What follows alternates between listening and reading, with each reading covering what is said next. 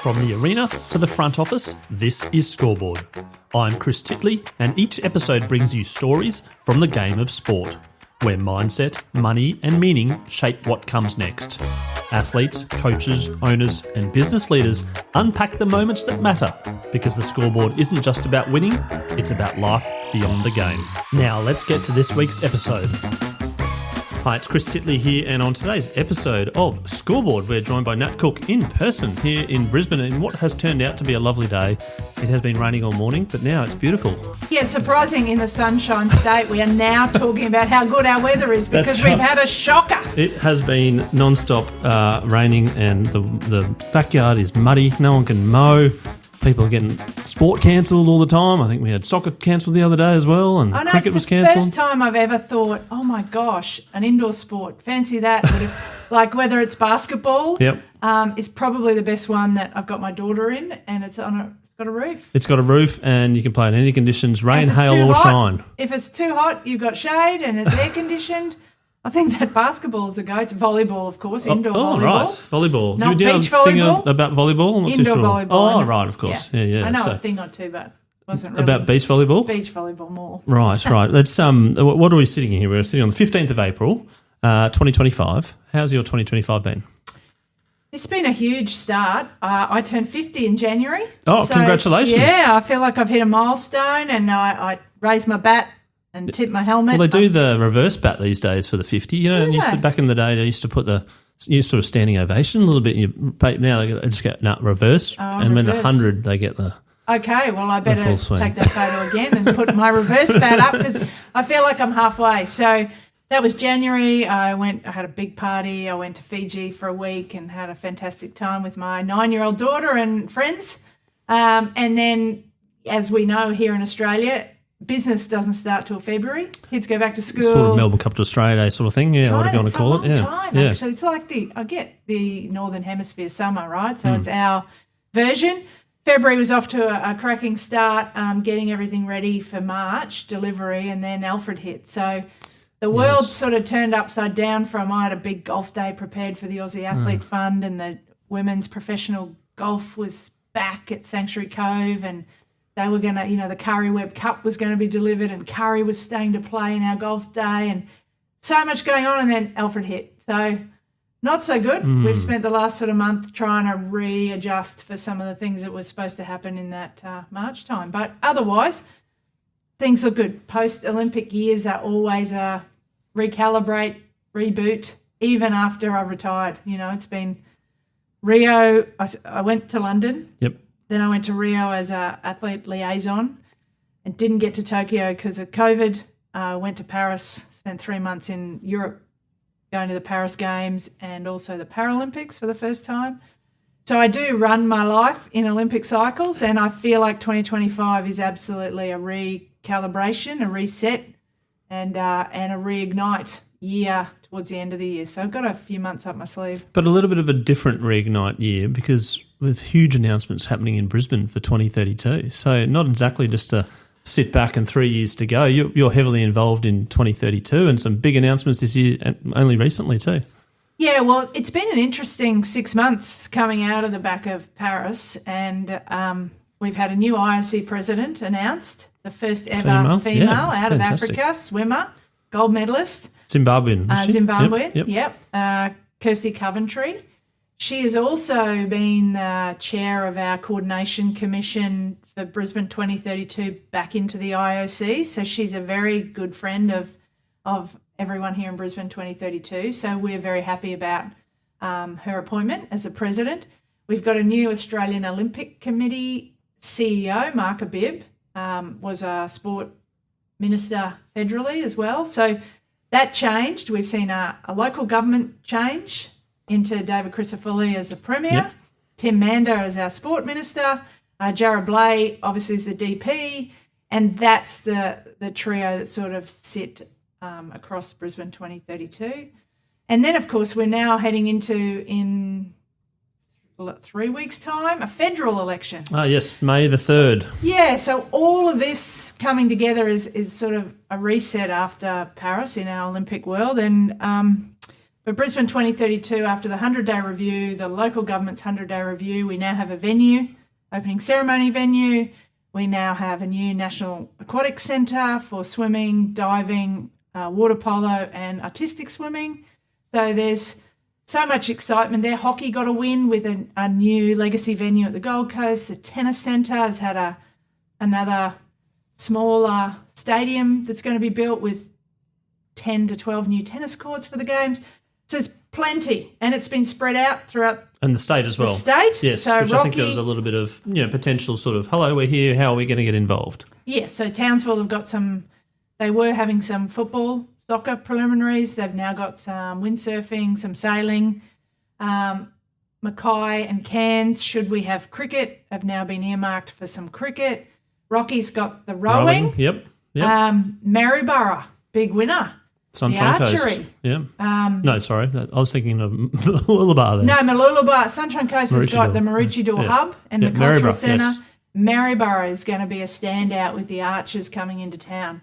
So any of the venues that weren't mentioned were because when they were in the initial bid document, they were put in the right place, obviously. So beach volleyball on the Gold Coast and some of the other venues that obviously I'm biased towards beach volleyball and knew where that was going. But mountain biking on the Sunshine Coast, some of that wasn't brought up because it was already in its right spot. Nat, you're one of the most enthusiastic people talking about the Olympics that I've ever heard in my life, and you're a 5-time Olympian. What is it so special about the Olympics? Well, I was 8 when I had the dream. I was born in Townsville, and my mum was an infant swim teacher, and my dad was a semi-professional footballer for Crystal Palace. So I was sort of had a bit of that sporty gene. I was going to be a sports person, not through them pushing, but just because I grew up in that environment. They always wanted me to be outside, and I was a swimmer at the time when I saw the 1982 Commonwealth Games on TV. And at that point, I saw Lisa Curry get out of the pool, put her Aussie tracksuit on, gold medal round her neck, singing Advanced Australia Fair, and I said, I want to do that. And at the time, I thought, obviously, as a swimmer. I then played every single sport, which is why I'm so passionate about the green and gold in every sport. I tried to play cricket. You couldn't as a girl, so I played Vigoro. I did skateboarding, taekwondo, BMX, everything you could imagine, every athletics event, every swimming event, and fell in love with the sport of volleyball through a trip to America and Canada. And then as it evolved, beach volleyball on the map for the Olympics, I obviously went into the 2-man game on the sand. I just have loved it ever since I was 8. I love the striving for excellence. I love the being better every day. I love the strategy. I love the physicality and trying to win. I think I love winning. You're a competitive person. Yeah, very competitive. Everything. Board games, first in the door, first to brush your teeth, first into bed with my 9-year-old. Yeah, shoving out of the way. Get out of the way. Elbows, get out of the way. Hurry up. Some of it is a motivator to try and get her to move into bed a bit faster. But, there's always a how do you make it better mentality in everything I do, which is very competitive. And the connection with sport and why sport is so important? Well, it's health. It's good for your health to move your body mentally and physically. It's good for your health. You can't learn the skills that we need in life anywhere better than on a sporting field. You learn respect for your opposition, yourself, the rules. You learn to win and to lose. There are 2 different mechanisms there. You learn to be in a team environment, even if you're an individual athlete.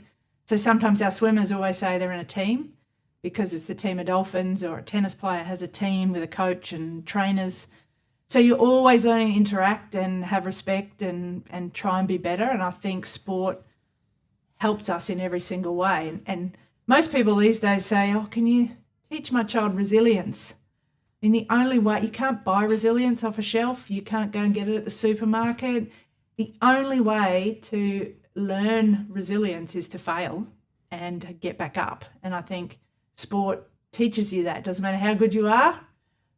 If you just watch the Masters and you saw good old number 11, hey? Good old Rory. You saw good old Rory go through the ups and downs even as the best in the world for a very long time. You saw how much it means to people and that your performance, your focus, it can still go pear-shaped. And what do you do next? When the ball goes in the water or you hit the ball in the net or you miss your dive or your start or your turn. What do you do next? And I think sport teaches you that. And Rory missed the 18th to win it as well. So then that moment to sort of like the heart sinks and you're going, okay, you've now got a playoff hole to pick yourself up to do it. Yeah. And to recover from that. I mean, he wears his heart on his sleeve, and I literally woke my mum up to watch every single hole with me on Monday morning here. It was amazing. I've been to the Masters in 2023. I walked around the course. I knew exactly where he was going on the 18th. And for him to miss that putt, uncharacteristic, but for that, he's made that putt over and over and over, but for that opportunity at that moment, obviously too much for him, but thank the Lord. Picked himself up. He picked himself up. Now, you talk about resilience, and I've asked this to a few guests before, about winning and losing on the ledger of your competitive life. Where do you reckon you are? Have you won more games than you've lost? No, I've lost more, absolutely lost more. Yet it's still so fun and addictive. Yeah, well, the addiction is in the striving to win. And, you know, Roger Federer's speech recently was that he only won 54% of his points, but it was the right ones. And that comes down to your mindset. And the addiction is trying to be better at every single turn. And if you have that mindset, then you'll always be a winner in sport, because you're always, like Rory 11 times later, or even he said 14 years, because in 2011 he had a 4-shot lead going into the Masters. It wasn't for the Grand Slam, but it was to for win the the Masters. Masters. Yep.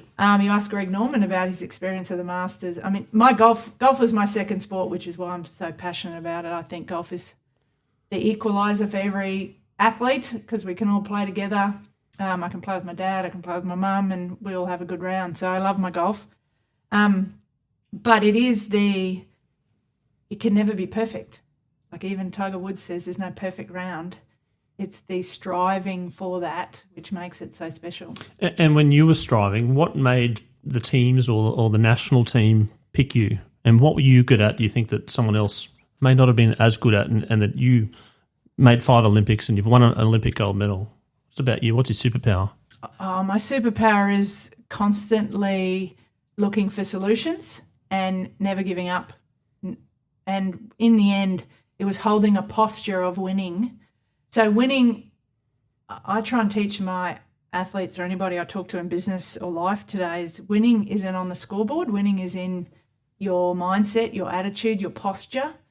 And I want to be able to look at my 9-year-old daughter on the soccer pitch or in the taekwondo arena or playing tennis, and without looking at the scoreboard, think she's winning. Now, how do you display that? That's an attitude, it's a posture. And shoulders back, head up, smile, breathing. If you watch Rory still couldn't breathe after he won. It was that intense for him and overwhelming. So managing your breath, managing the situation, that was my superpower. Being 10 points down, and you could look at me and go, wow, she's winning. Oh, no, she's not.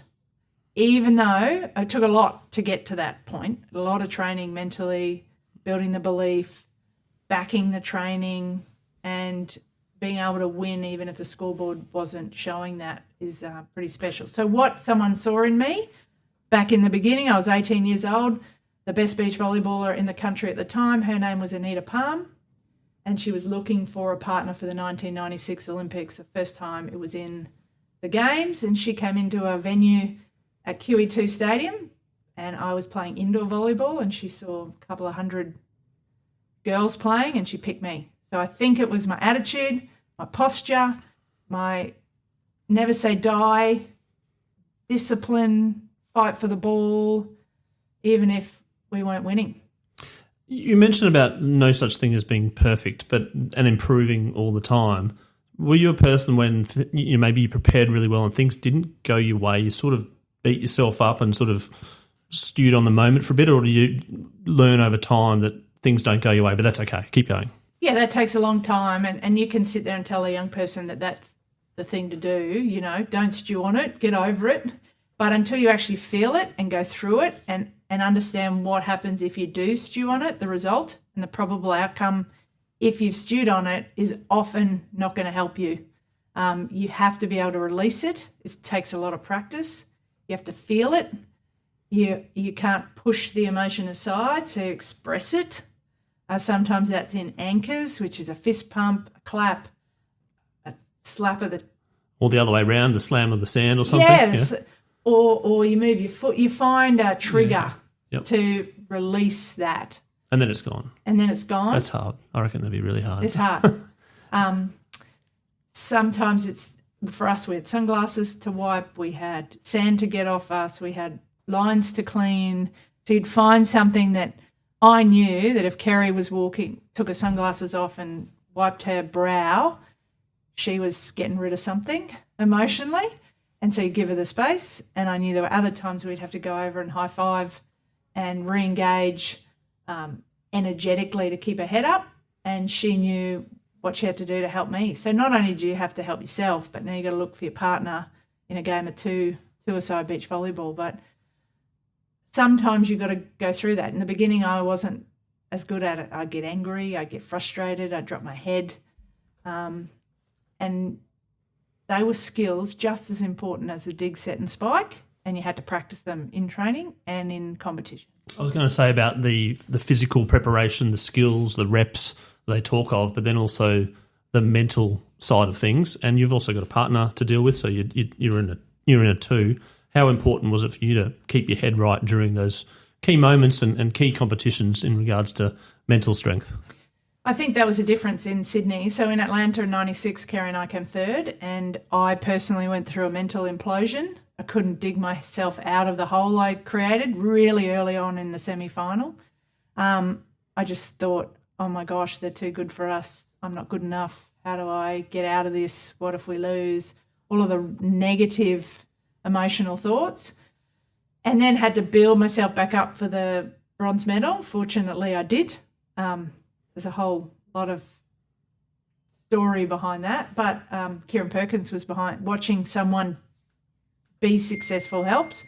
So Kieran won the 1,500 metre freestyle from the lane 8 when Daniel Kowalski had qualified lane 4, and no one thought Kieran could do it. And his performance and then his speech after was enough to kind of put the wind back in my sails and get back out there. The trigger point. Yeah. We'd played 3 American teams along the way. We had another US team for the bronze, and that boxed them out of winning a medal. So they weren't very happy with us. Brazil came first and second, and we came third. And then because of the implosion mentally I'd had against Brazil in the semi-final, I knew there was some big work to be done. And it wasn't about dig, set and spike. It was about that 6 inches between your ears. And I found a success coach. His name was Keurig Ashley. We'd had the volleyball coach technically, and I said, Steve, it wasn't technically a problem. It was mentally. So we found Keurig Ashley, the success coach for the mind. And he would come to the side of the court and he would stand there. And every time I dropped my shoulders when I did something wrong, he would kick me in the butt, energetically or physically, tell you to lift, tell you to pull your shoulders back. I said, but I just hit it out. He said, that's okay. If you don't stand up we talked at the front of the pod about posture. He said, if you haven't got the good winning posture, how are you expecting to win the next point? Because you've just sent your head into the sand, which is what I did in Atlanta. So we were constantly head in the sand, head out of the sand. And the quicker I could do that meant the better recovery for the next point. So it's not about the mistake. It's about how you recover from the mistake. And that's where all the training was. So the dig, set, spike came over time. We all did repetitions all over the world. And it's what we did with the 6 inches between our ears that mattered. And Keurig trained us to release that quickly, release it with triggers. I would rub my Olympic ring underneath my ring, which was get rid of that. You focused on what's next, which is getting to Olympic finals and winning Olympic medals. So, did you realise how big the moments were in your head, or were you just in the zone? Kerry and I both dealt with things differently. She called it a glass cone of silence, like Maxwell Smart. Whereas I was like in a symphony orchestra and I was orchestrating. By the time we got to Sydney, I was orchestrating the crowd. Whereas in Atlanta, I felt suffocated. But all of the training with Keurig was to look up, shoulders back, and really manage my own emotions through orchestrating the crowd. So If the crowd cheered, I would get them to cheer louder. If they booed, I'd get them to boo louder. And it didn't matter which country we were in. It was all about managing and orchestrating energy. So Kerry would stay really narrow focus. I would talk to the referee, the crowd, and get really good at narrowing back in for the point.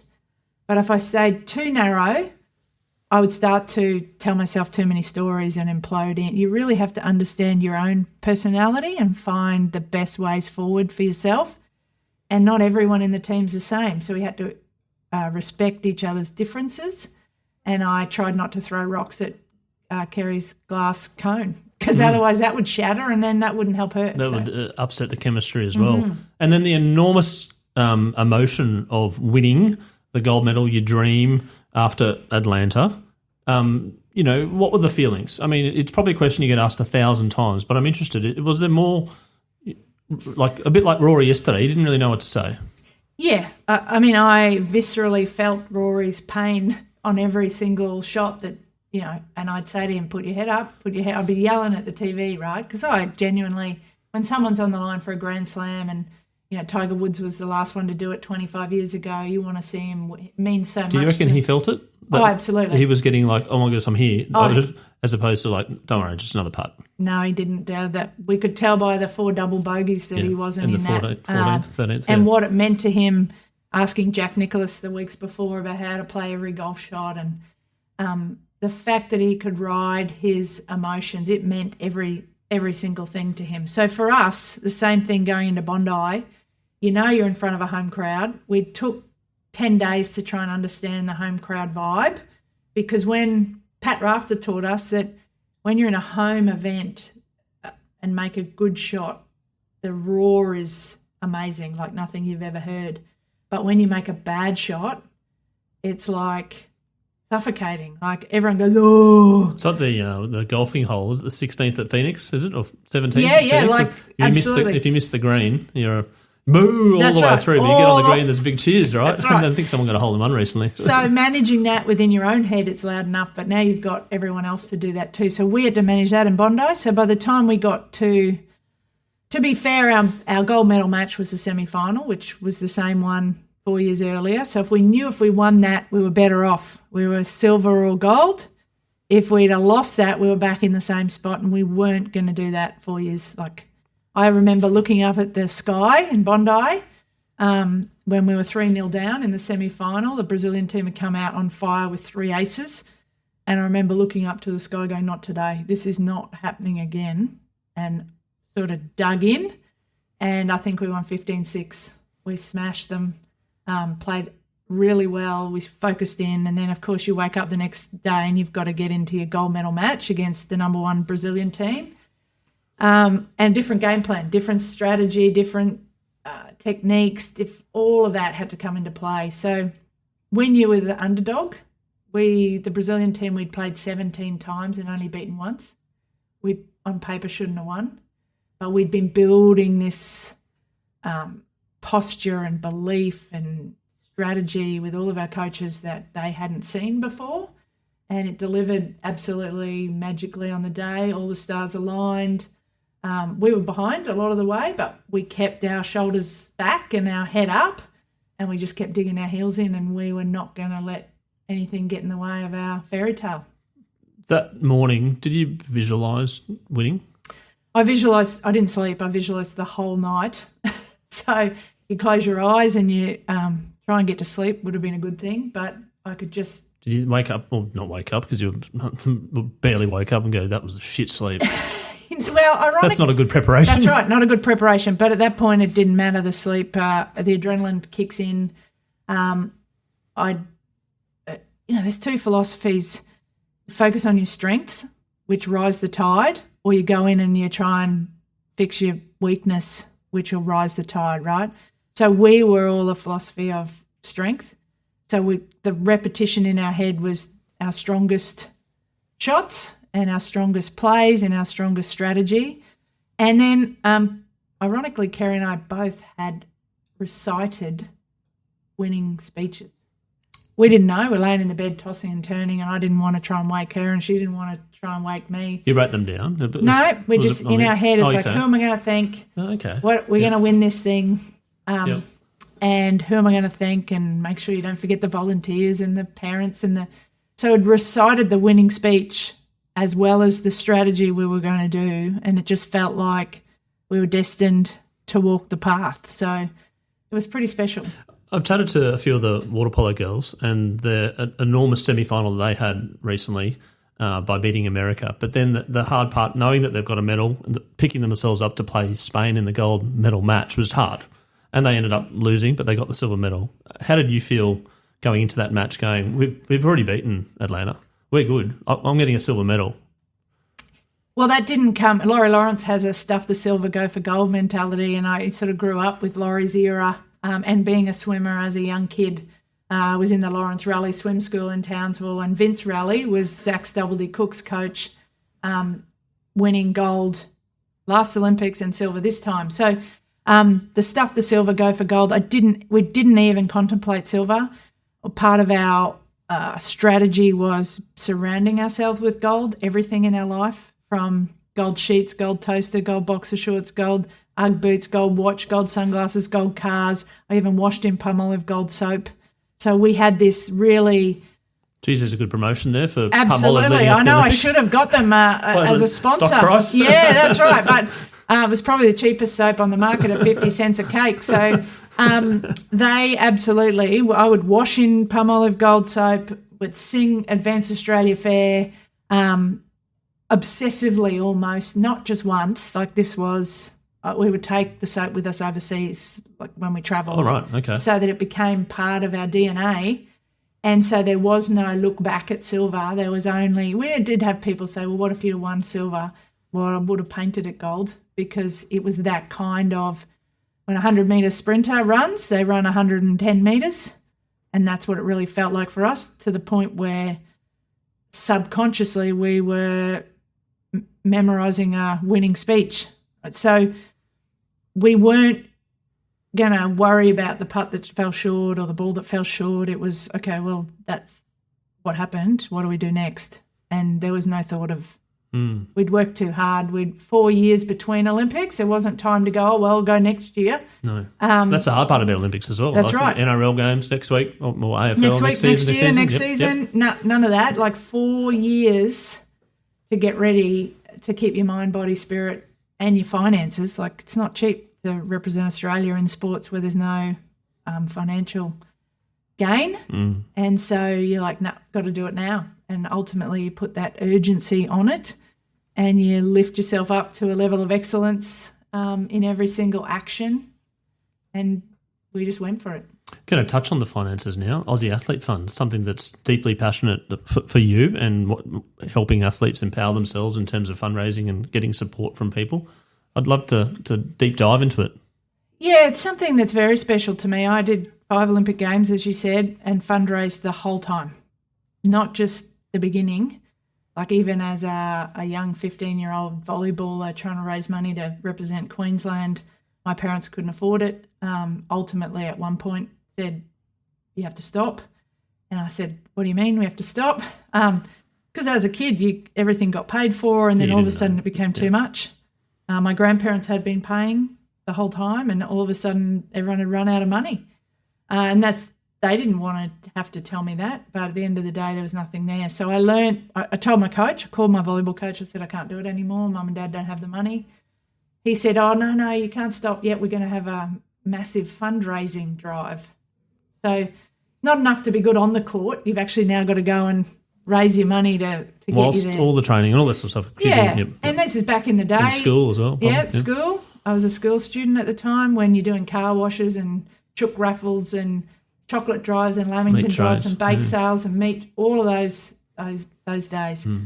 Fortunately, fast forward all these years, there's a modernised fundraising methods, which we help our next generation of athletes with. But the fundraising drive that the coach came back with was a Yatala pie drive. Oh, who doesn't love a Yatala pie, by the way? Exactly. So it funded my first trip to Tasmania. I sold 486 Yatala pies and collected half the dividend. 486, very precise number. 486. I knew I needed to I needed to sell 400 to get there.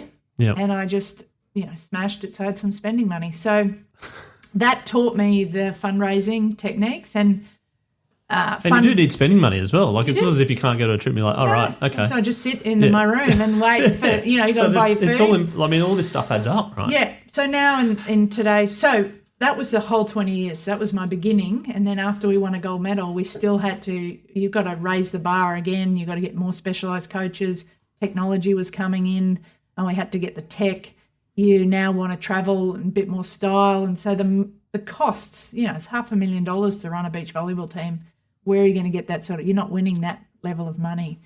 So we'd find sponsors, and fundraising is not just a raffle ticket. Fundraising is finding all funds to make your sporting dreams come true, whether that's jobs or sponsorship or now influencers and social media is all available. So the Aussie Athlete Fund was born to help the next generation through to 32 because I was getting notes from athletes and parents saying, I can't do this. Just got a $12,500 bill to send my water polo child to Europe and a $16,000 bill to go to play hockey, and all of those sports from taekwondo to volleyball to table tennis, from parents to athletes reaching out saying, can you help? So that was why I started the Aussie Athlete Fund, to teach, provide an opportunity for funding opportunities. So I help raise the money. We match their efforts. We teach them the techniques, new modernised ways through the Australian Sports Foundation with tax-deductible pages, all of that. So that's what we do. And corporates are involved and philanthropists are involved and small business owners that want to help an athlete get through to not only Brisbane but beyond. And grassroots sports very expensive as well from just a participation point of view. I always thought to myself, would there be a billionaire or someone out there that would fund that? With inflation and whatnot, it becomes a sort of a bit of a situation where you give it up versus, and you might have seen some stories of people give it up. Stop. When you got to buy a $20,000 bike or a kite foil or...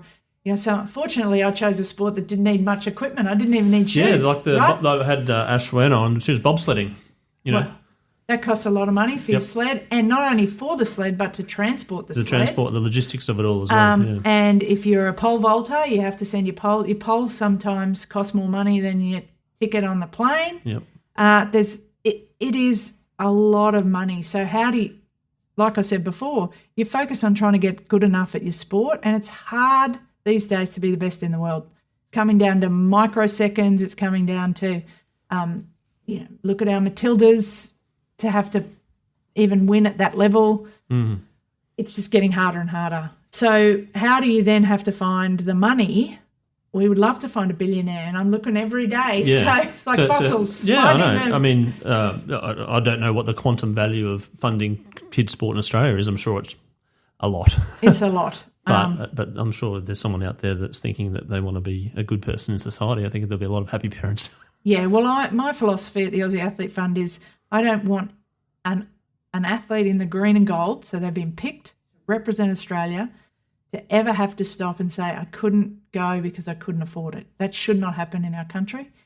I couldn't go because I wasn't fast enough, or I wasn't picked, or unfortunately I had an injury. My shoulders were down and I didn't have the right attitude. Yeah, but in that then that's all something else. But to say I didn't have enough money to fund my sporting dream in this country is not the words that I want to hear. No. And how many athletes have sort of come across to you, and what are you doing in regards to, I suppose, the progress thus far and the feedback you're getting?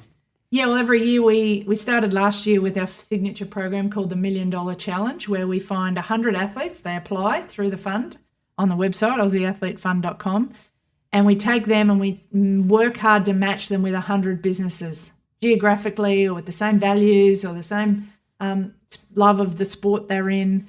And not only matching them with a business helps with the funding, because the goal is to get 100 athletes, $10,000, which is usually the cost of a tour overseas, although prices are getting more expensive, but 10's a good start. So not only funding opportunity for cash, but also networks, because often we hear our athletes say, I can't ask uncle or auntie or grandma or our friends or the people in the street for any more money. And so it opens up a new network. It opens up an opportunity to tell their sporting story to new people. and then asking them to share that amongst their network. So it provides this belonging, because imagine a trampoline gymnast or a diver, there's not a club. There's not a clubhouse. Community to talk to people about. There's not a stadium. Yeah. There's not a community. And one of the things we're doing with the Brisbane Bullets is they're helping support a kayaker and a water polo player to enable them into the community and in the environment. So we're trying to match with our pro sports as well, so that they can help uplift some of our next generation in the green and gold. And there's a lot of expenses that come with equipment, like shoes and even things like people doing Pilates and yoga and all these things that add up. And if any businesses are out there to support people, that just every little bit helps, right? Every little bit helps. It's amazing. So come and say hi, and I'm happy to see how you can support the next generation and share the journey. Imagine being a supporter of the next BMX racer that's going to win gold medals like Saya, or our next skateboarder like Arissa True. We've got those in our program, and we're trying to teach them and their parents how to financially be sustainable on this journey. Going back to your youth and a younger Nat Cook, some advice to give to younger athletes at the moment that maybe are chasing their dream?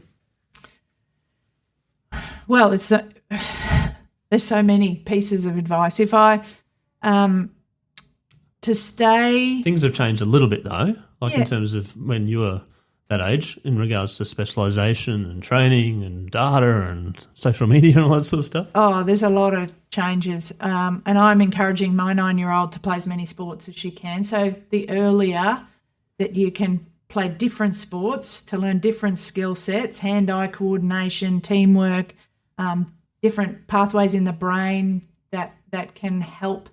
Like, I was a big martial artist. It taught me discipline. It taught me how to break boards and accelerate through boards. That ultimately is how I accelerated as a spike through a volleyball, right? So all of that helps. So the more experience you have in different sports, the more you can relate it to the one you choose or the one that chooses you. So play as many sports as you can early on until a sport chooses you or you choose a sport. And then you will do the repetitions physically, because the coach will make sure you do. It's all in the mindset. So start that early. Start listening to Audible. Start listening to Audible in some journeys of athletes gone before. Michael Jordan, Greg Norman. There's a lot of Netflix documentaries out there as well. Yeah. Like they were big. Court of Gold, the US basketball team. All of that. Michael Johnson was a runner. Now, there was only men back in my day that were my role models, but now there's so many women too. The Ash Bardys, my daughter wants to be like Ash Barty. Tasaya Sakabara, the BMX rider. Ellie Brigginshaw I've interviewed as well. Absolutely. All of those amazing women to watch for the young girls, Sam Kerrs to Ellie Carpenter's to Mackenzie Arnold's. So find, that's the advice, right? Find someone to look up to and emulate, and not emulate them, but their characteristics. What makes them so good? And try and build that into your own authentic, genuine DNA, because you're going to be unique, but build on those characteristics that make people great. And I've got a question around advice for parents now, because I do see that parents at different ranges of enthusiasm levels when kids play sport, from go get them, go have some fun, doesn't matter about winning or losing, etc., to potentially irate parents that are getting involved and wanting to be experts and maybe even, disrespecting the game or the officials. Yeah, it's a broad spectrum there. And initially, support your child's interests and dreams. Never squash the dream. Like my 9-year-old wants to be like Ash. Yep. Great. So go get it. Tennis. We read her book. We want to be like her. All the way, even to the day she decides that tennis isn't for her, or she stops for whatever reason. She won't stop because of money, if I've got anything to do with it. But whatever the reason is, support the journey the whole way with the enthusiasm. And it's their journey. So let them experience it. It's not all going to be roses. I had many more falls than I had more losses as well. More losses. Yep. That's part of the learning. It's part of the resilience. So get out of the way for parents, be there supporting, cheering at all times, not just when they're winning, but can you cheer for them when they're not and cheer for them if they have a loss? The hardest point for my mum and dad was, what do they say when I lose? And they'd all stand there in dead silence and like a deer in headlights. And not know what to say, and they feel like they're treading on eggshells. So have a conversation. Ask your child, what would you like me to say if it doesn't go to plan? Not after they've lost, but at the dinner table or something. And it might just, they want a hug, they want a high five, they want you to go and... They also might want you to stay away for 2 minutes and then they're back. That's right. Yeah. Or, they want a special piece of food, a hamburger or something, right? It's just, all of that is what it's going to take. It's a long journey. It's a marathon, not a sprint. And just be there to support. I've got 2 more questions. One is the scoreboard moment, which is a moment in your life which is pretty defined. You can take a Minty's moment, you can take a Kodak moment, and that it sort of changed or pivoted your life, and it's something very vivid. Well, it is called the scoreboard, right? And I did mention that I said winning isn't on the scoreboard, it's in the mind. But if you take it to the scoreboard, it was our gold medal win, the last point. It was a game, the best of 3 sets. We'd won the first set, first to 12. They changed the rules, ironically. So I'm going to go there on. They changed the rules for the final of the Sydney 2000 Olympic beach volleyball to be best of 3 sets. We'd never played best of 3 sets. We'd only ever had 1 set. We were on a different score to what it is now in the modern day. So first to 12, not win by 2. Normally you win by 2, first to 15. So we won the first set 12-11, vivid on the scoreboard, and then we won the second set 12-10, and that's the scoreboard. I see it at Bondi Beach on top of the stadium, Cook Pothast, 12-10, 12-11, 12-10. That's my favourite scoreboard ever. And when you meet someone from New South Wales and you say, oh, yeah, where do you live? And they say Bondi, how does that feel? Does it trigger memories, or is it now do you go back there to 12-10 every time you hear the word Bondi? Every time. I stand between my toes, wind in my hair. I can smell the ocean. Kerry and I celebrate every year on September 25th, 2000. We were famous for 4 hours until Catherine Freeman won, but that's all good. We're on the same day as Catherine Freeman. So we were at Bondi Beach as she was getting ready for the track at Homebush. I put myself there regularly. Kerry goes down to the beach every September 25th. And this year is our 25th anniversary. So we will be flying the whole team in, and we'll be celebrating hard because COVID hit in 2020 when it was our 20-year anniversary, and we were going to celebrate. So we'll be celebrating 5 years later and 5 years harder. Now, Jim Wilson talked about you being one of the iconic sporting moments, and this is a question I asked, and maybe it is your moment. What's your favourite sporting moment? Maybe not besides yourself. Yeah, well, obviously that is my favourite moment personally. You were in it, yeah. I was in it. I've got heaps, but I'm a punter and I just sit on the sidelines Well, I just put a LinkedIn post up of what's your sporting dream, right? What you want to go and see, what your bucket list. Your bucket list. I've been very lucky. I've been to a lot of things.